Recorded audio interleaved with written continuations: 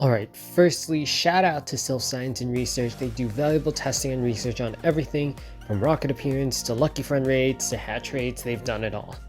I've helped with some of the projects in the past, and the diligence with which they verify their data, they require screenshots, video of everything, is really admirable. I remember misentering something. I think it was a rocket team, and within the hour I was told that something didn't line up. Like that kind of diligence. A lot of people also follow their PvP stuff on Silph Arena, and they get a lot out of it, and there's fun tournaments as well. What people know about less, though, is the challenges that they offer for their trainer badge. I've always been a bit of an achievement hunter. Back when I played more Xbox, I'd actually buy old 99-cent versions of games just to get their achievements and add to my gamer score. It really makes you play the game in a different manner, and you feel proud achieving something that many people don't think to try. Recently, I earned Silph's Goliath badge, in which you take down a tier 3 raid boss with a team consisting of 6 unique Pokemon under 1500 CP, no reviving your team. According to the site's tally, I'm the 139th person to get this badge. There are other badge tiers here that I might try, with the highest being taking down a 3-star raid with a single Pokemon under 1500 CP. I thought this would be pretty easy, but it ended up being surprisingly hard due to a number of factors, and I needed the help of a snowstorm that dropped 6 inches of snow, which is 15 centimeters for all the metric system users. I'm from the Midwest, native Chicagoan, and I wouldn't call it a massive snowstorm, but I definitely wouldn't like shoveling my way out of it. Thankfully, I live in an apartment complex these days, so didn't need to do that. Anyways, more on that later. My first attempts were to gauge what was hot. At the time, we had as possible raid targets consistently around me, Flygon, Dugong, and Blaziken. I ruled out Blaziken since I didn't have any ground or water types that could counter it well and deliver a lot of punishment without getting taken out themselves. Ground types usually were rock as well, and any fighting moves would just take them out.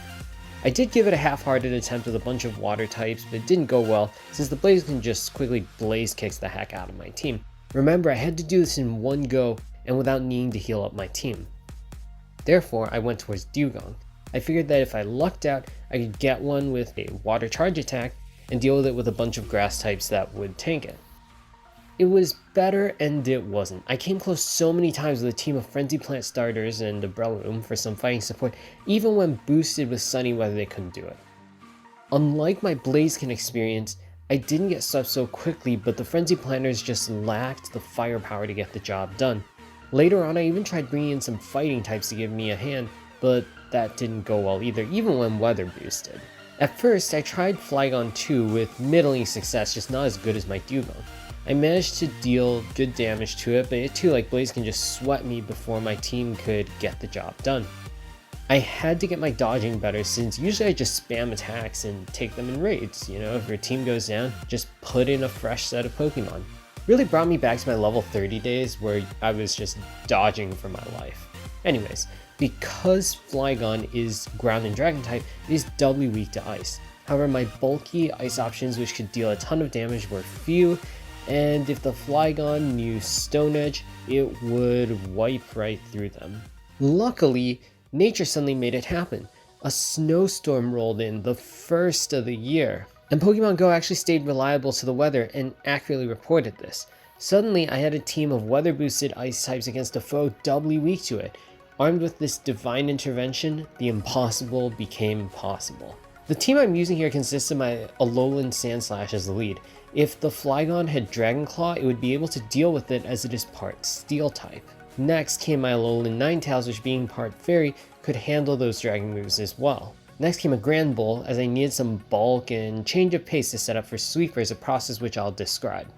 After that was my Weavile, which is meant to be a sweeper. The fifth Pokemon was my Lapras, meant to use its stamina to its advantage. Lastly was a Glaceon to finish the job.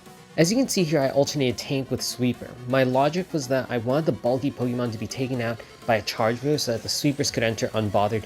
Nothing felt worse than switching in a Pokemon just for it to get one-shotted before it can land a single charge move. If the Flygon's charge moves took a lot of energy, it would also buy more time for my sweeping Pokemon until their next attack. Here's how it went. It's snowy out here. You can see from the roof just how much snow has accumulated, and hopefully they'll give me enough of an advantage against this goddamn Flygon. 4 times weakness and weather boost. Let's hope this works. Alright, so the raid begins and out comes Alolan Sandslash with a whole bunch of ice punches. They're great, but not all that powerful still, doing a good number, and I start dodging because I anticipate that earthquake and I successfully dodge it. And that buys me a few more ice punches that I can land, which is great. And I try to start dodging here, but it's at too low HP. That's gonna get taken out. Look at how much damage my Alolan Ninetales does. Jeez. So I try to overfarm in the hopes that I can dodge an earthquake, and that was not a smart move, but I live. Just by the slightest amount I live, that allows me to get at least one of the ice beams off. Okay, now going into my Grand Bowl. The primary thing here is bulk, and to try to time it so that earthquake will take it out. I tried doing the extra dodges to allow it to buy more play roughs, but I didn't see the earthquake coming, so I figured I'll just keep going, it'll probably take me out next anyways. So that proceeds there, and looks like my plan worked. Earthquake took it out, thereby buying some time. And now my Weavile comes in, and look at that amount of damage. Now I see the earthquake coming. I try to dodge properly, but nope. The worst possible, and you see how that just one-shotted it completely. I really think I had a chance to win this raid on the Weavile had I just dodged properly. Anyways, now we're in Lapras. Nice big bulk, sends out that Blizzard, does a great job, and it's just a matter of whoever's left, my Glaceon I believe, will just finish it off. Here even, I feel like I might have made somewhat of a mistake because Flygon uses Earthquake now, and that takes me out, and I totally could have dodged that. But hey, maybe it would have taken too long to charge a Blizzard and I would have lost the raid, so who knows, maybe it was a blessing in disguise. But anyways, Glaceon's here, and Glaceon is just going to use Avalanche and finish it off. So yeah, that's how you complete a 3-star raid with a team of 6 Pokemon under 1500 CP, no healing. It took a whole bunch of tries, but with the help of nature, some dodging, some muscle memory of the level 30s me, I got it done. Let me know in the comments if there's another challenge you'd like to see me try, and please give this video a like and subscribe to my channel.